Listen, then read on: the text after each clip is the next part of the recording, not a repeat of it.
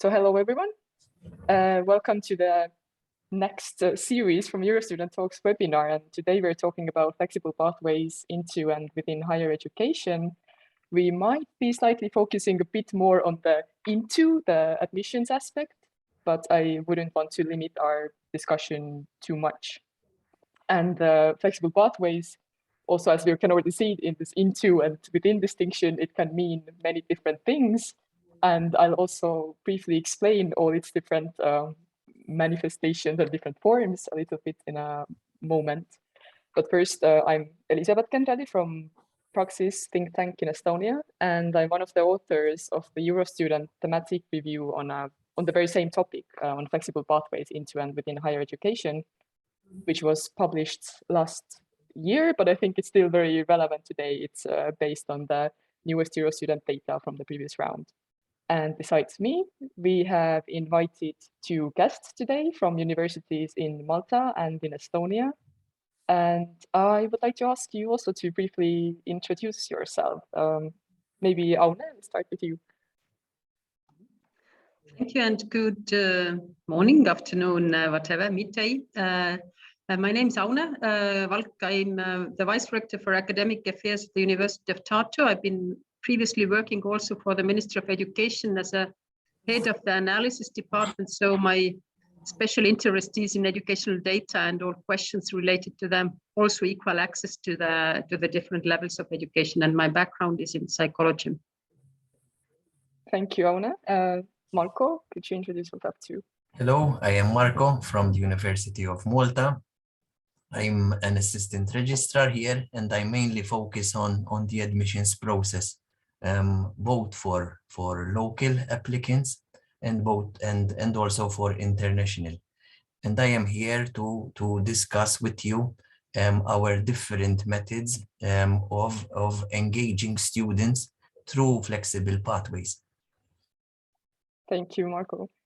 So how we will do our today's discussion, our webinar, is that first I'll do a quick overview of what we are even talking about and present some data from the current situation in European higher education regarding flexible access based on the findings from our thematic review. Later I can post also the link to the paper so you can dig deeper if you wish to.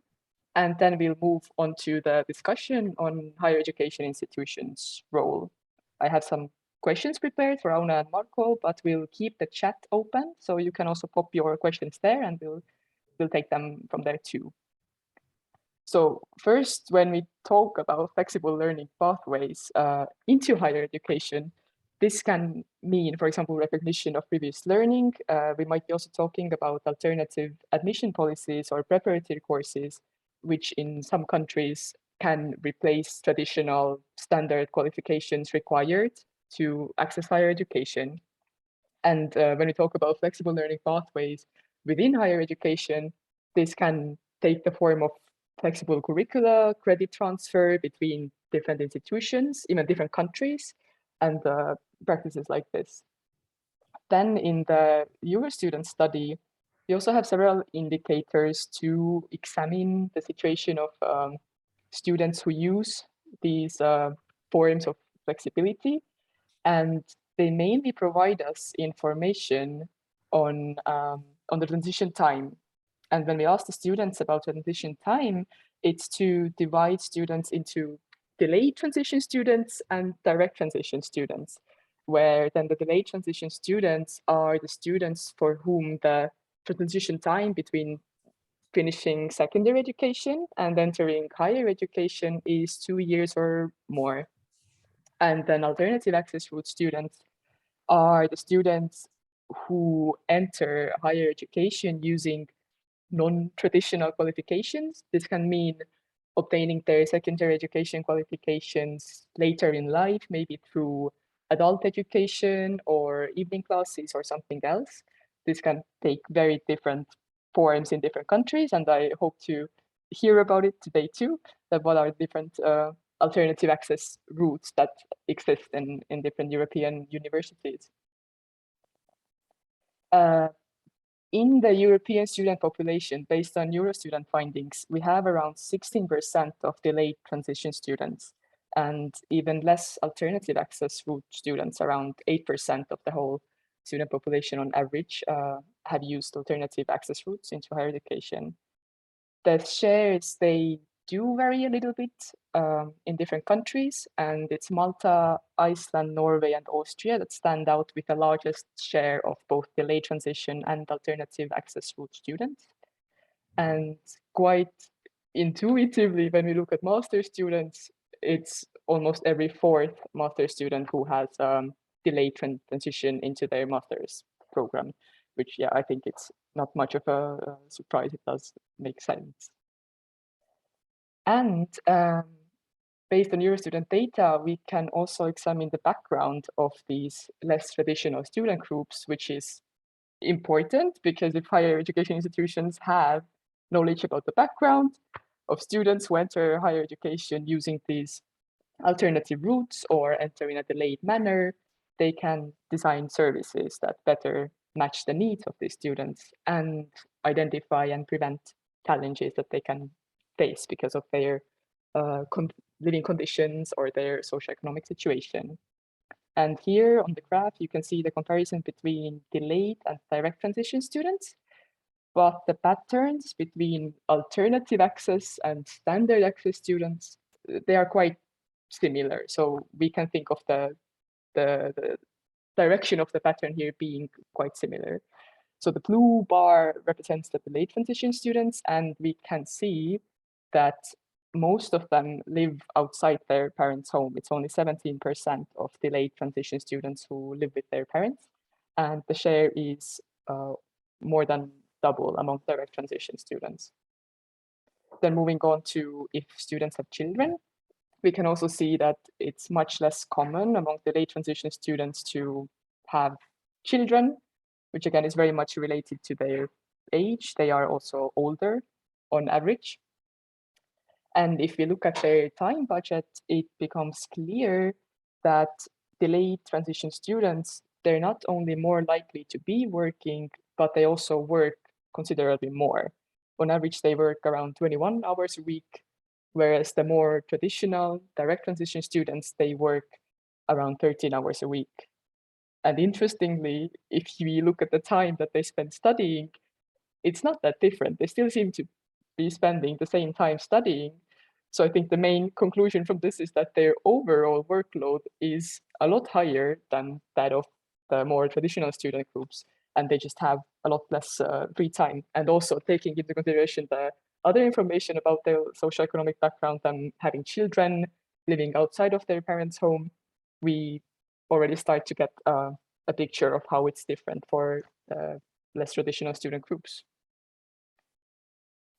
And also, if we look at the educational background, so what kind of education to delayed transition students, what kind of education do their parents have, we can see that most of them, not most, sorry, more than half of them are first generation students, whereas the pattern is the other way around among direct transition students. More than half of them are not first generation students. They do have a higher education background in their families. If we already look at the recognition of the previous learning of delayed transition students, most of them have some kind of prior work experience when they enter higher education. But only around 19% of them reported in the previous EUROSTUDENT study that they had the prior work experience recognized upon admission.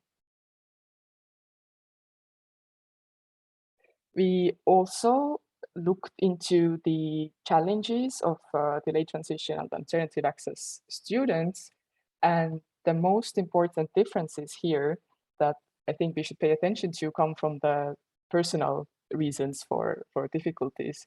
And we can see that the most common difficulty for the more traditional student groups, the direct transition and the standard access route students, the most common difficulties for them are related to lack of motivation. So these are the gray and the light blue bars. These are rather common among the more traditional student groups, but a lot less common among the less traditional student groups.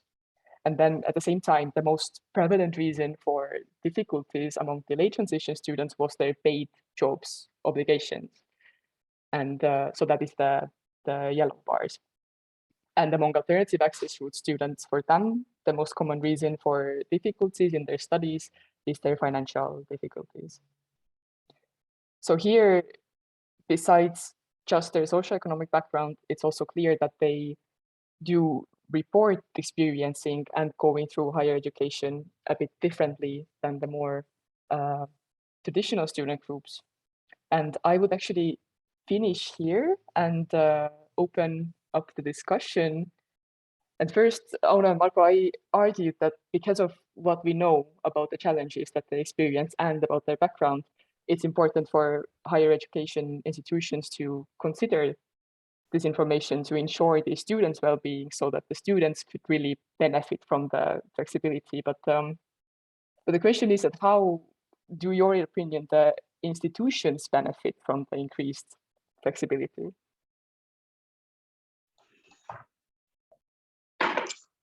Yeah, it's a good question, because the universities are, at least our universities, people in our universities are mostly complaining about the students who are working too much or who are not dedicating fully to studies.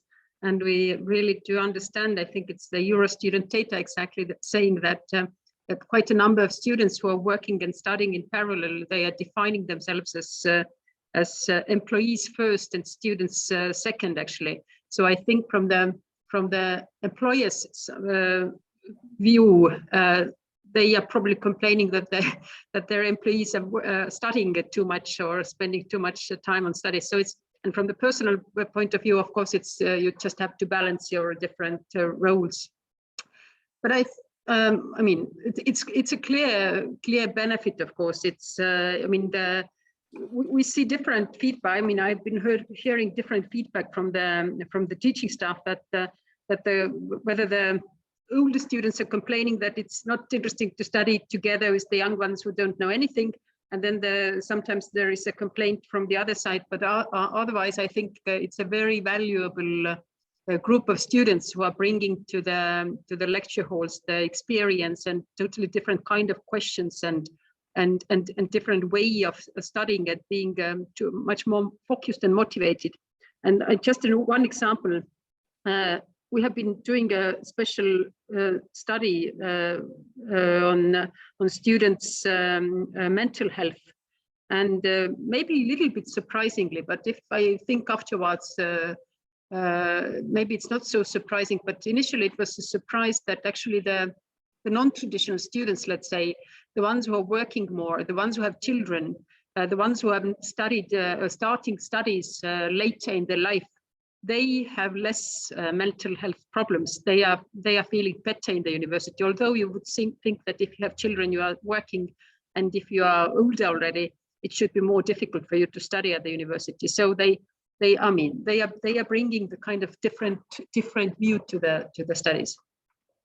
Mm-hmm.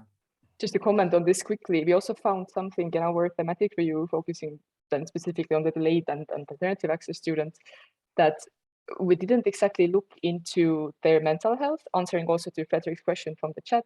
But what we found is that they are more likely to be satisfied with the support that they receive from the institutions.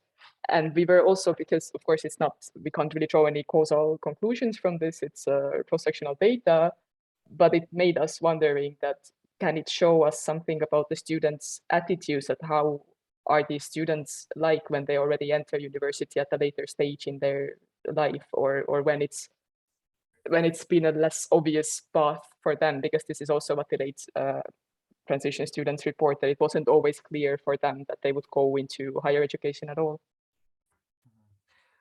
In fact, our academic members of staff find that these kind of students are more engaged when it comes to lectures, and when they have to give real life scenarios, for example, they would be in a better position to do so, because they would have worked.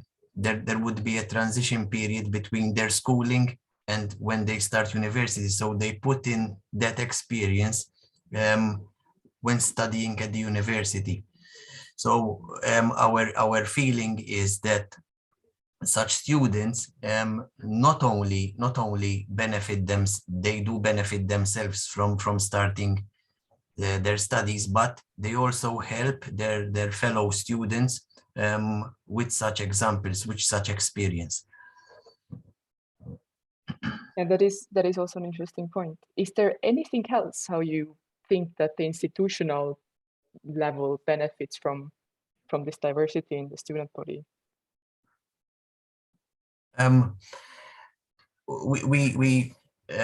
We have a lot of such students who apply and join part-time evening courses. So for example, we offer a higher diplomas, such as a higher diploma in administration and management. We see that most of such students are adult learners, which means they would have accessed the course through prior learning. This means that such courses would be feasible to run because a number of good students join through this route. The reason being that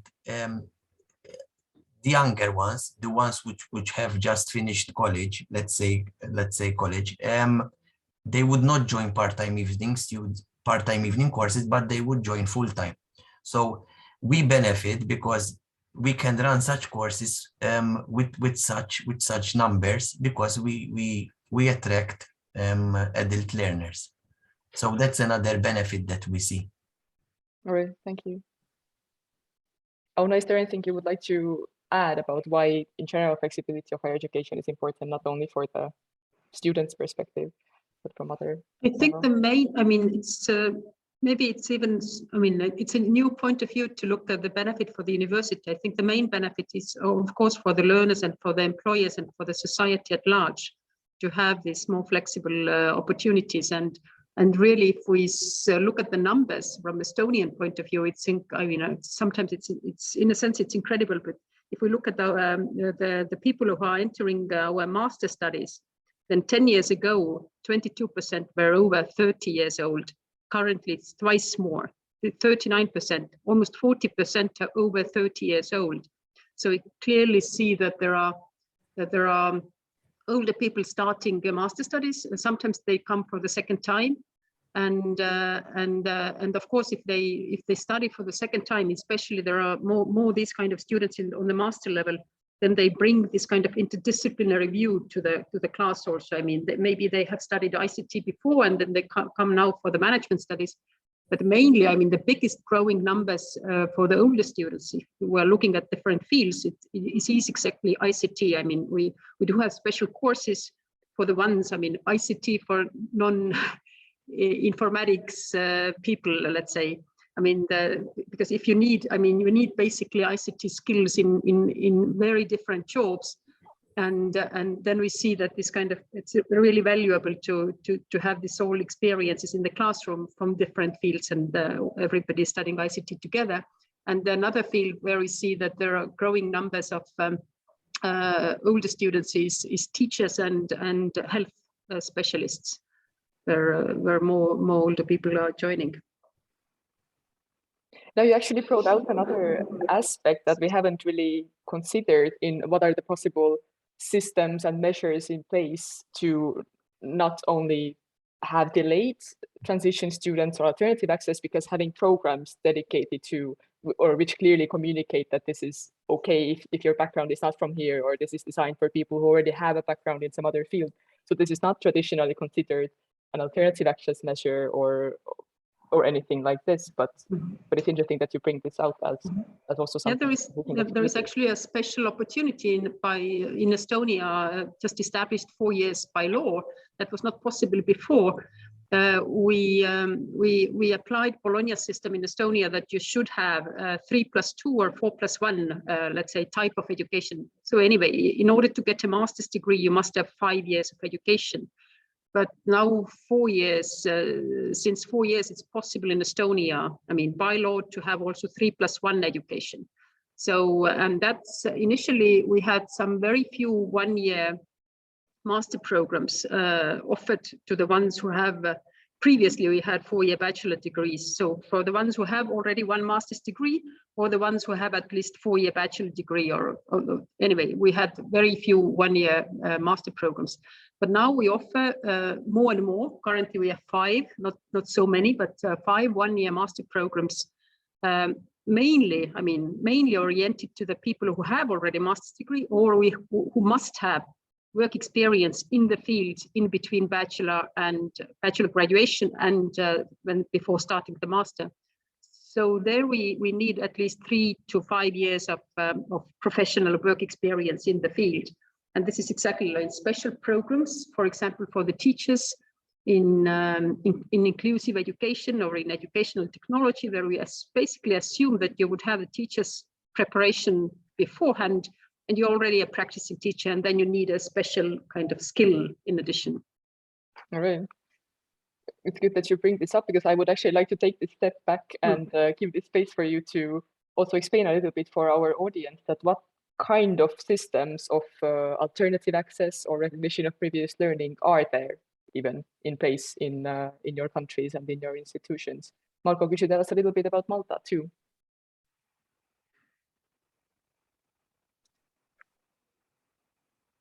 Mike, I think you're muted. Okay, sorry.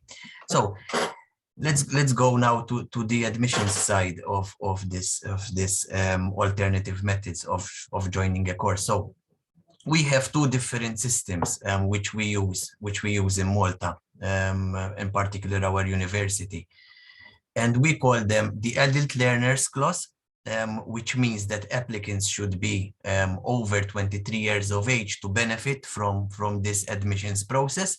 And we have the RPL, the recognition of prior learning. So what is the difference?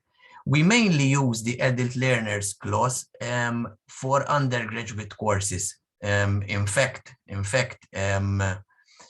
for almost every course that the university offers, we do accept this type of admission.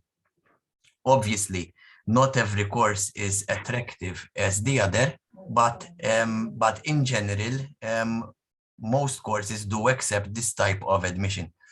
As I said earlier, we see a large amount of such applicants for our evening courses. This is because some of our students would have left school and started working, and later decide to join tertiary level education. Most of such students would be unable to leave their work and would opt for evening courses. So what happens? So they submit an application for the university, and our team evaluates the qualifications. If we see that a person is not eligible to join through the qualifications, we go to see his age, whether he qualifies for this type of entry. If he is over 23 years of age, we ask the faculty to set up an interview whereby they assess the level and the educational background of such students. Some courses may also require a test to assess some kind of knowledge. For example, if a person would like to join the Bachelor of Psychology course as an adult learner, the faculty would ask such applicants to sit for a biology test, because they require a certain level of biology for that particular course. But a great part of such courses only require an interviewing process, where a panel of let's say 3 people meet the applicants and determine, following a set of questions, whether he would follow the course with profit. Now, shall I shift to the RPL, Elizabeth? I'm actually interested in the adult learners course interview. But does this interview then mean that previous learning is assessed during the interview? Exactly. Normally the different faculties set out different questions. So they would vary. They would vary from one faculty to another. And if you're interested in a business course, for example, the faculty would set a number of questions related to your experience in business, whether you have any mathematical background, what experiences could you get with you into the course. So yes, through these set of questions, the faculty would be able to determine more or less, and they are usually right in their when they determine such eligibility, whether you would be able to follow a course with profit. Most of such applicants do in fact succeed. So they take study very seriously, especially when it comes to evening courses. We see that most applicants do manage to follow the course with profit. Do you also have any idea about how widely used this adult learners clause is? What's the approximate share of students of your whole university who use it? I wouldn't know the percentage, but approximately we accept around between 200 and 300 adult learners per year. We accept normally about 4,000 applicants approximately per year. So 300 out of 4,000. Okay, that's very, very interesting. Anna, could you tell us if there is anything like this in Estonia? We don't have anything exactly like that, because we don't, let's say, I don't know, discriminate, maybe positively discriminate anybody on the base of age. What do? We offer an opportunity for the ones who don't have, well, I mean, in all our programs, we take into account the state results of state exams. And there are usually other conditions in addition. There are like entrance exam or the interview or academic test is something in addition is needed, but you always have to present the state exam results. And for the ones who don't have the results from the previous, let's say, they should be quite old in a sense, but if they don't have the state exam results, then they can replace these with the results from the academic record from the end of gymnasium. But that's only for the programs where we offer, exactly as Marko said, the part-time studies, and that's not so many programs on the bachelor level. So there's opportunity, but it's not based on the age, specific age. Okay. Marko, is there anything else you mentioned before in Malta that also qualifies? No, the age factor. We feel that the age factor is important because we do not wish that applicants do not continue their studies because there's an alternative route. We applied the 23 years of age regulation so that students are mature enough so that they feel sure that they want to engage in study again, and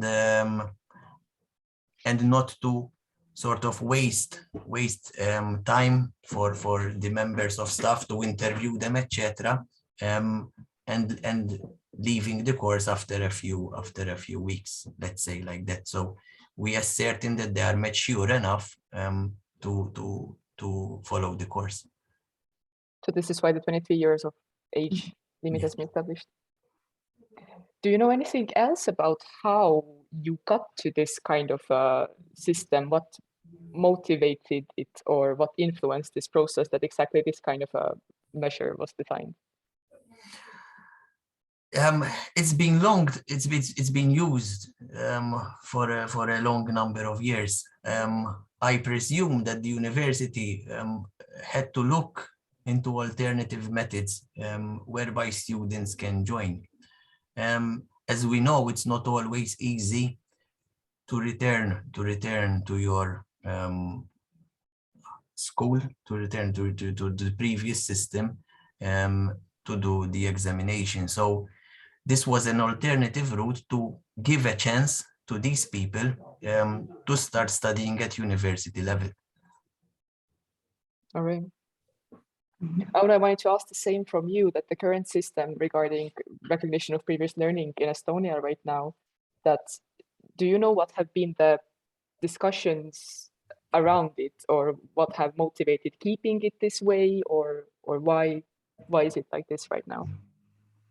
Yeah, I think it's 20 years now when we have been discussing applying recognition of prior learning in entrance to the university, and the main discussion point has been the question of not introducing an alternative route for the ones who are older and who have maybe lower results in the previous level, but rather proposing the opportunity for the ones who for some reason haven't got the previous qualification necessary to enter.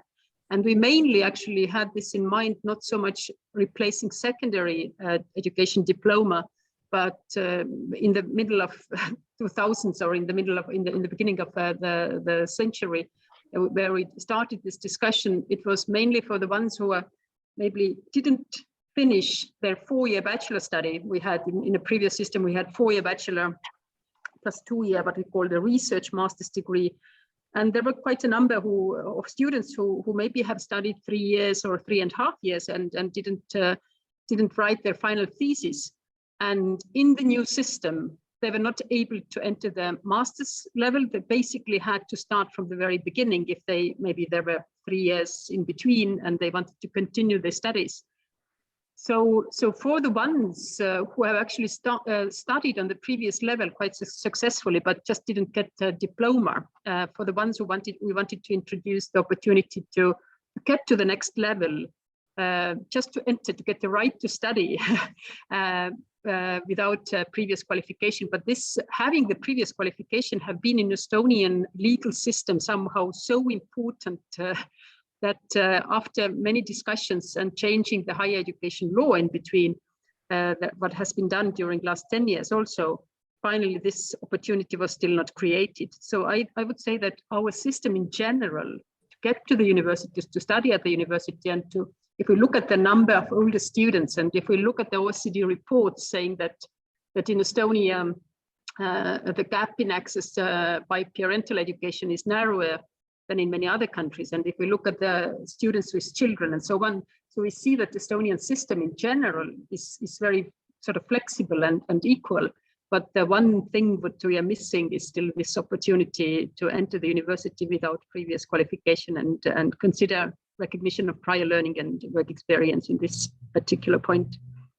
All right. But what I wanted to say about the flexible access is it's also maybe it's a different story, but we do have introduced many different ways of access actually, in addition to the kind of a standard way. But the different ways have been introduced maybe for the ones who are talented, but don't always succeed so well in the state exams. I mean, they may succeed, but it may be that the state exams are sort of requiring kind of different way of, and you may just be unsuccessful in the particular day of exam. And sometimes it's also the question of that boys are not so maybe successful in the school exams, but they have the talent actually to study at the university. So we do have this opportunity to enter the university without state exams, just having academic test. But you must have quite high results on the academic test, and then you can choose any specialty by yourself. So it is actually suitable to anybody, old age, young age. I mean, you must have a secondary education degree, and then you can do this academic test. But of course, the level is rather high. And then we have a special route to the sportsman. So they do have flexible, but you must be talented again. That's for the small group of people. And then we have a special route for the ones who have been participating in national Olympiads or international Olympiads with some success. So that's, then again, you don't have to pass the sort of normal route to the university, but that's a flexible way of coming, but that's maybe not exactly the group of people you are talking about. Yeah, that is interesting that there are several options in Estonia which seem to facilitate the entry of students who might not be privileged, but they are talented, but then at the same time, it's not so many options for students who don't have the secondary education qualification. But that is interesting as a weakness of the current system. Marco, can you also comment on what do you think are the weaknesses of the Maltese system right now? The system, yeah, could have weaknesses. Perhaps the assessment method could not definitely say whether you would follow the course with profit or not. But I would say that such a risk we also take such a risk with our qualified students. I mean, the number of dropouts that we experience with our younger ones could be the same as the ones with adult learners. So we're taking a risk by allowing such adult learners based on our judgment. So the risk of losing them. But I mean, as I said earlier, the interviewing process is quite rigorous and quite how do you say it? Quite exact, to say that. So you think that this could be a weakness, but actually it hasn't really realized that you would see higher dropout rates among the students who use this alternative entry? No, I don't think I don't think we see higher drop rates there. All right.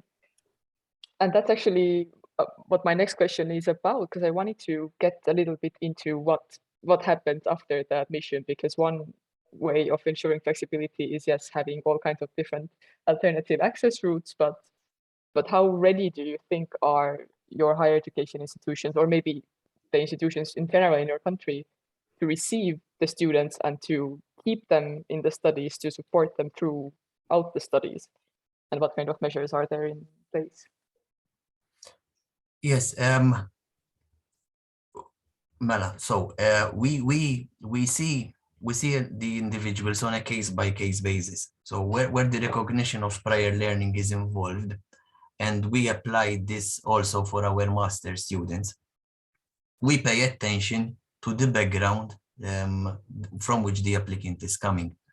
In some cases, before allowing students to join a course, we require them to do a preparatory program.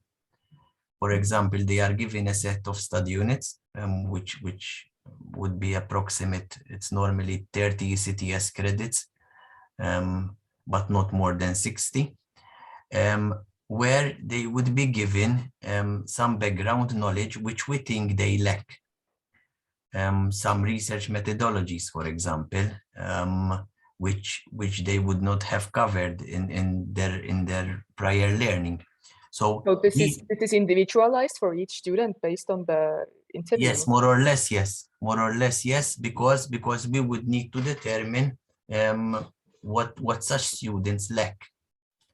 So we do help such students to prepare themselves prior to joining the degree.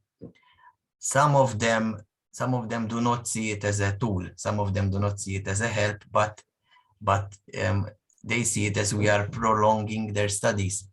But we do this on the advice of the academic members of staff who would have explored the situation very well and would have recommended that such students follow the study units before the commencement.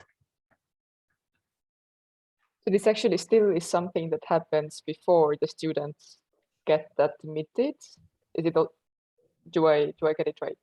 Yes, it happens prior to admission. So for example, you apply for next October 22, and then we review your application, and the board determines that before starting the degree, you would need 1 year to follow a preparatory program.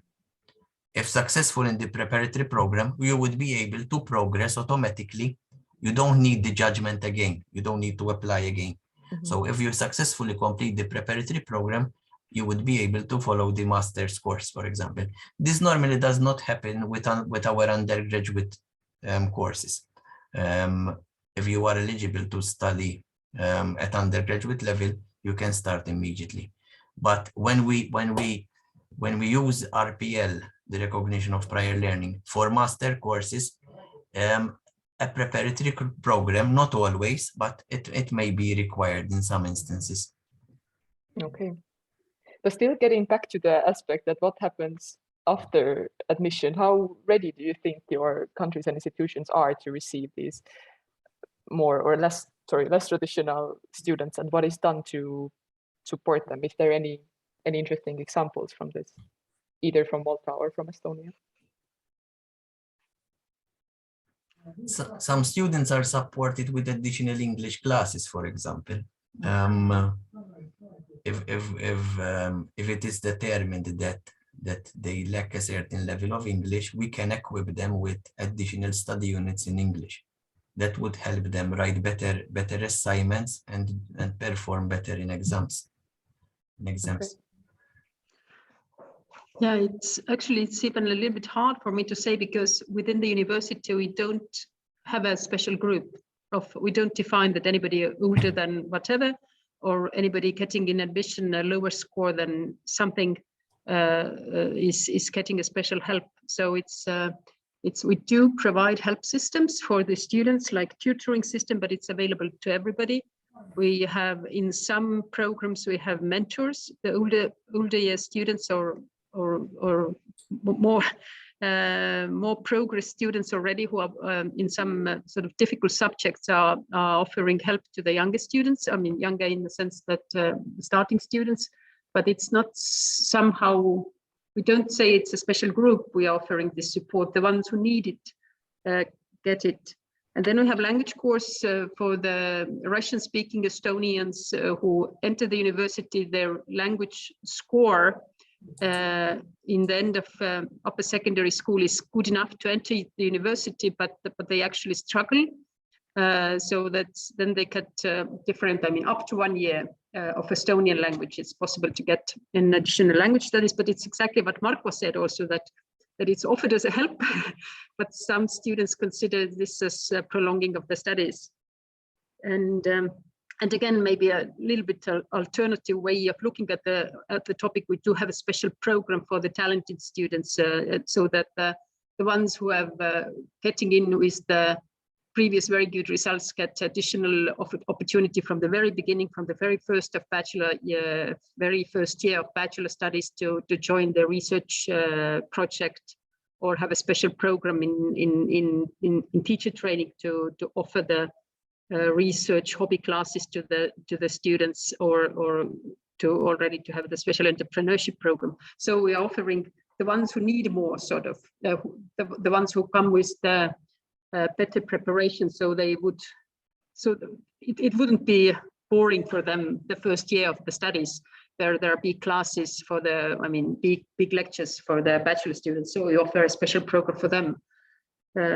Yeah. Could you, Anna, tell us that these students who are offered this special research program at their first year, how are they identified? Is it the ones who access, who access? Yeah, the ones who access with the condition of participating in this Olympiads or national or international contest, or the ones having the very, very good results in the academic test, even higher than the ones who went who can have the special admission. So it's the, we do have to offer this program to maximum 100 students per year.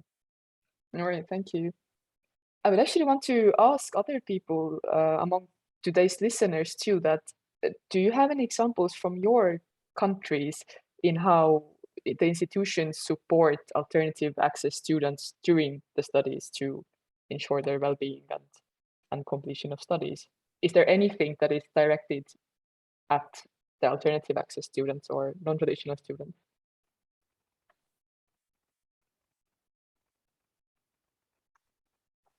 You can raise your hand if you would like to say, or just also open your microphone.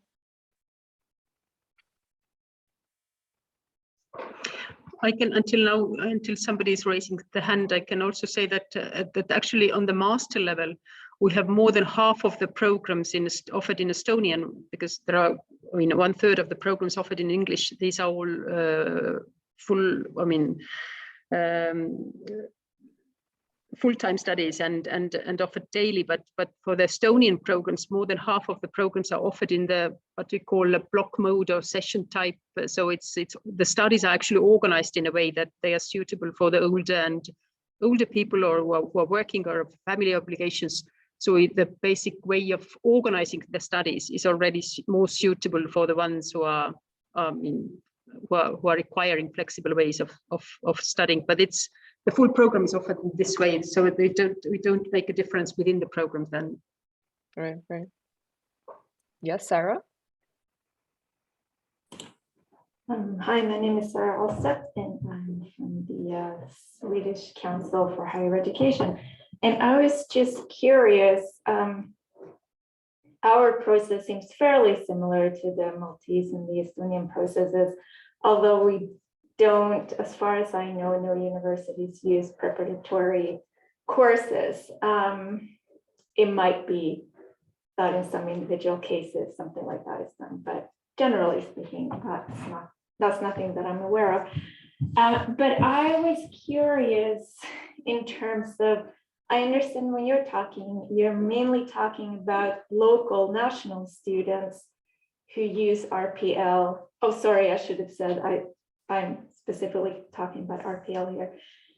You're mainly talking about, from what I understand, about local national students who are entering into higher education or entering into master's programs. We see a lot of students who go through these routes who don't have Swedish educations. Those are mainly the students who are making use of RPL. So they would be students who have, for whatever reason, moved to Sweden, mainly in terms of refugees and so on. So I was just wondering if you could talk a little bit about that, because in my view, we don't have a lot of national students who are going through this, and I'm wondering how what your approach is to non-local students. So I think we in fact are the opposite of what Sarah has just said. We attract more local applicants with this kind of approach than international applicants, but we do consider a small amount, but a very small amount of applicants who would like to join us through this method. But no, we don't have many applications from such persons, unfortunately. We cater more for local applicants who apply through these methods. What about Estonia? I think the comparable group what Sarah is talking about are our Russian-speaking Estonians who are mostly second-generation immigrants. They are not first-generation immigrants, so they get the education in Estonian upper secondary school. We have less candidates from this group as they should be. I mean, if we look at the proportion of students with the background. But yeah, this opportunity to have additional language studies is the way we are offering them. But otherwise, they get Estonian state exam results. They can do this state exam in Estonian as a second language, so they actually get better result compared. I mean, it's because we take this Estonian as a second language and Estonian as a first language. We take these results as equal when entering. I mean, the numbers are taken as equal. But of course, Estonian as a second language score is your language skills are not comparable to the native speaker. So you basically get to the lower Estonian skills if you take this exam. So in a sense, we give them an easy opportunity to enter the university, but then we are struggling a little bit within the university with this language skill they have.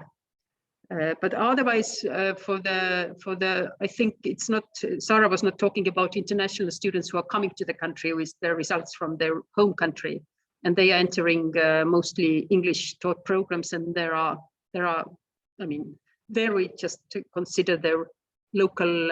I mean, there are different systems which are equal to everybody. We don't make a special benefit to anybody there. And what about refugee students? Because those are our main students who are using RPL. Students who've actually got a permanent or residence of some sort in Sweden for other reasons than studying. Mm-hmm. Yeah, the refugee experience we will have this year in a larger amount with the Ukrainian students.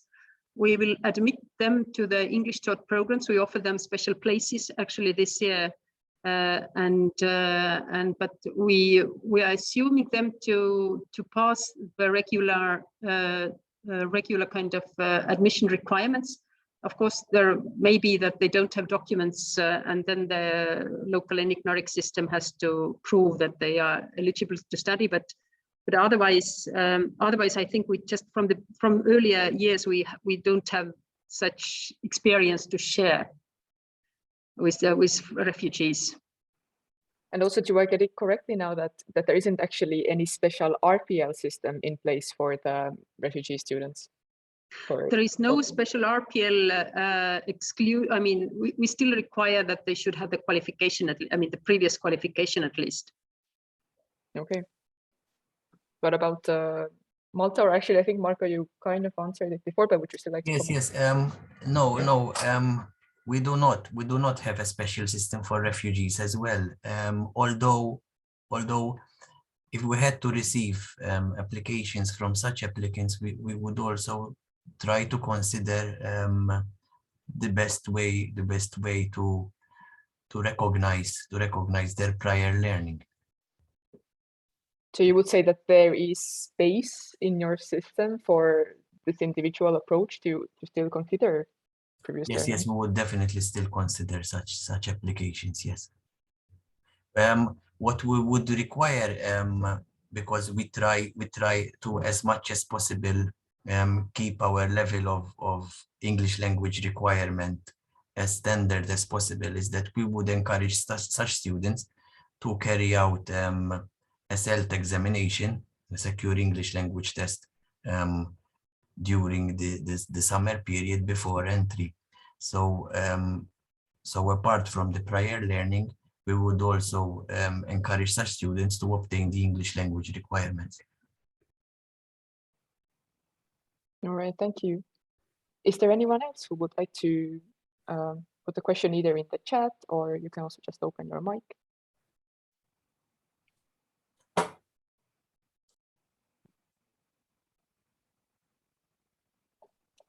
If not, I wanted to ask Auna and Marco for the final thoughts on what do you think is next for your institutions and countries regarding flexible pathways into or within higher education? What's on the agenda right now? Or what you wish would be on the agenda if it isn't?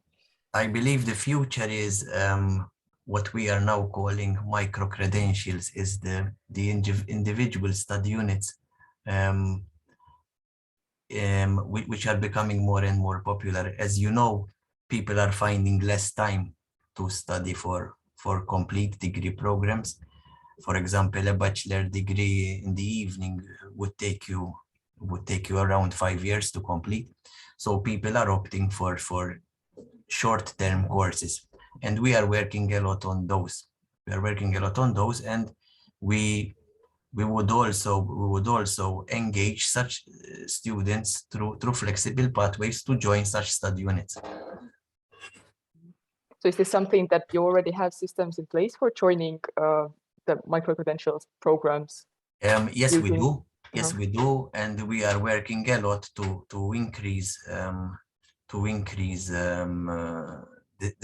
to work on this kind of field, to work in this field. All right, thank you. What about Estonia? Yeah, it's the same. We started last year with the micro degrees, and in our university we selected. It was quite a high readiness, surprisingly high readiness to offer the programs. And in our sense, they have to be 12 to 30 credit points. Programs offered normally within 1 year. And we started with 20 these kind of micro credentials or micro degrees, and we'll continue with additional 20 this year, or approximately 20 And yeah, it appeared to be, I mean, surprisingly popular, and we are offering the opportunity. So if you, basically it's possible to collect your degree together, I mean, from micro degrees or enter the program or take these into account. But that's all one approach. I think it's the other approach introduced by Corona time also was to offer more fully or almost fully web-based programs. 1 year master's degrees offered in web. So that's what we see also from our adult students. So the ones who are working, the demand to have more fully web-based studies. Yeah, maybe these are the two kind of directions that are developing. All right, thank you very much. Was this someone's question? No, it was just some noise. All right, then I think we can close our discussion today here. I would invite everybody to keep an eye on EUROSTUDENT's Twitter, and thank you to our speakers today. But keep an eye on our Twitter for the next webinar's theme and the date, because this is not sure yet. But in general, to people who haven't maybe been at EUROSTUDENT Talks before, we do have a webinar each month on a particular topic related to the students' well-being and living conditions based on EUROSTUDENT topics too. And thank you to our participants again and to our listeners too. Thank you. Thank you.